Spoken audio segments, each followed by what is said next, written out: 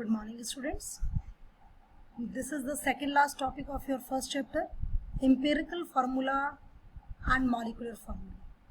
Empirical formula का मतलब क्या होता है बेटा? empirical formula का मतलब है skeletal formula. कोई भी compound है बनता है, उसमें जितने भी atoms combine होते हैं, they always combine in a fixed ratio, हम ये कहते हैं. ना empirical formula molecular formula develop करता है, तो वो किस तरीके से करता है, क्या है, उसके बारे में पढ़ेंगे. साथ ही साथ आज हम इससे रिलेटेड न्यूमेरिकल्स के बारे में भी पढ़ेंगे. ये न्यूमेरिकल भी बहुत इंपॉर्टेंट है, 3 नंबर का पेपर में बहुत बार आता है. An empirical formula represents the simplest whole number ratio of various atoms present in a compound. किसी भी कंपाउंड में जो सिंपलेस्ट होल नंबर रेशियो होता है एटम्स का, उसको हम क्या कहते हैं? Empirical formula. जबकि मॉलिक्यूलर फॉर्मूला क्या है?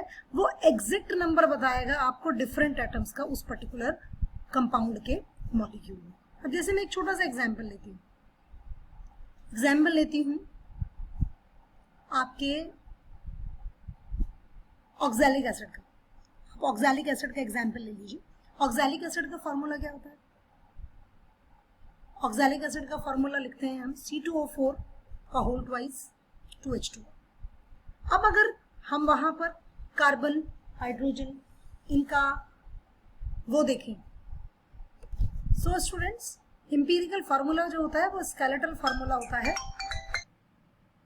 सो स्टूडेंट्स एम्पिरिकल फार्मूला आपको समझ आ गया होगा कि वो स्केलेटल फार्मूला होता है, और ये और भी क्लियर हो जाएगा आपको अभी जब हम न्यूमेरिकल देखेंगे.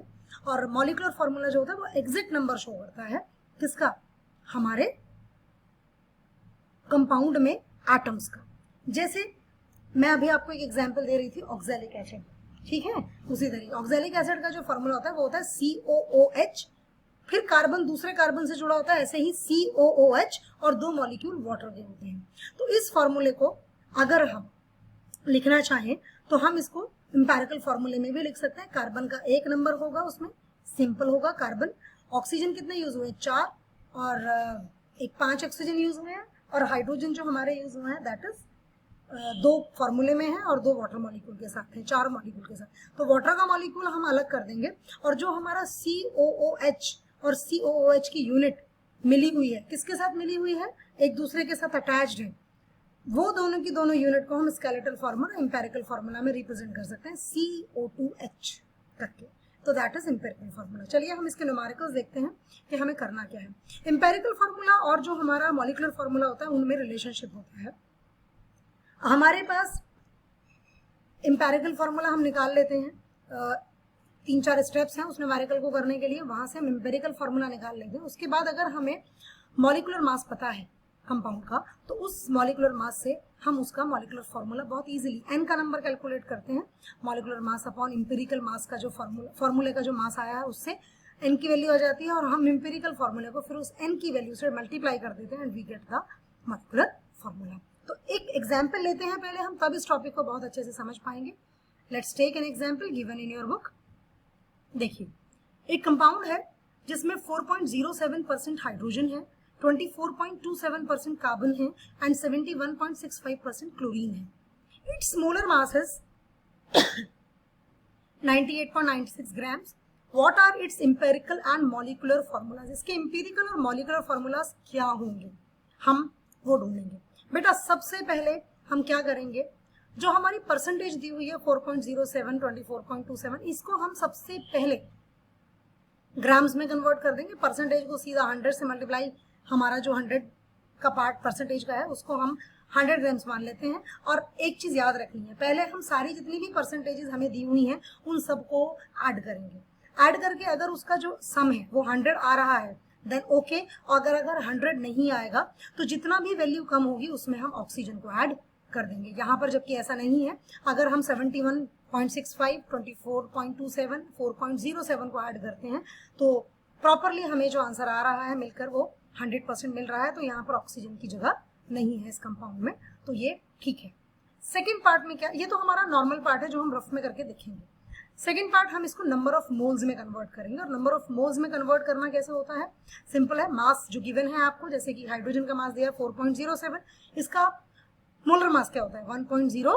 88 होता है, तो वो हम उससे डिवाइड करेंगे, नंबर ऑफ मोल्स निकालेंगे। आप हाइड्रोजन के मास को 1 भी ले सकते हैं, कोई प्रॉब्लम नहीं है। देखिए हमने तीनों के तीनों जो एलिमेंट्स हैं उनके नंबर ऑफ मोल्स निकाल लिए। हाइड्रोजन के मोल्स आ गए, कार्बन के मोल्स आ गए और क्लोरीन के भी मोल्स आ चुके हैं। अब हम नेक्स्ट स्टेप की तरफ चलते हैं। हमें अगला स्टेप क्या करना है? अगला स्टेप में हमें क्या करना है, इनमें तीनों में से जिस मोल का नंबर सबसे कम होगा उस वैल्यू से हम बाकी वैल्यूज को डिवाइड करेंगे, होल नंबर रेशो निकालेंगे। अब यहाँ पर ये दो वैल्यूज सेम है, 2.021 2.021, तो इनमें से कोई सा भी एक ले लीजिए और 2.0121 से तीनों वैल्यूज को डिवाइड कर दीजिए। इसको जब आप डिवाइड करेंगे what you will get 2 almost, यहाँ 1 आएगा और यहाँ पर 1 आएगा, तो आपका इंपीरिकल फॉर्मूला क्या आया, carbon 1 atom, chlorine 1 atom, hydrogen 2 atom, तो CH2Cl आपका फॉर्मूला आ गया है। कौन सा फॉर्मूला आ गया है? इंपीरिकल फॉर्मूला आ गया है। आगे देखते हैं इसी न्यूमेरिकल को।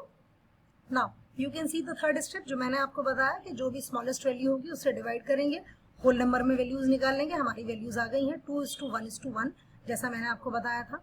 Now in case of ratios where whole numbers are, you will not received any whole number, तो हम क्या करते हैं उसमें, हम उसको होल नंबर में कन्वर्ट कर लेते हैं। किसी भी एक पर्टिकुलर वैल्यू से मल्टीप्लाई करके हम उसको होल नंबर में कन्वर्ट कर लेते हैं। इस तरह के न्यूमेरिकल को भी मैं आपसे बाद में डील करूंगी, पहले हम इसे देखते हैं। देखिए उसके बाद मैंने जो आपको कहा था वो इंपीरिकल फॉर्मूला कंपाउंड का आ चुका है, CH2Cl।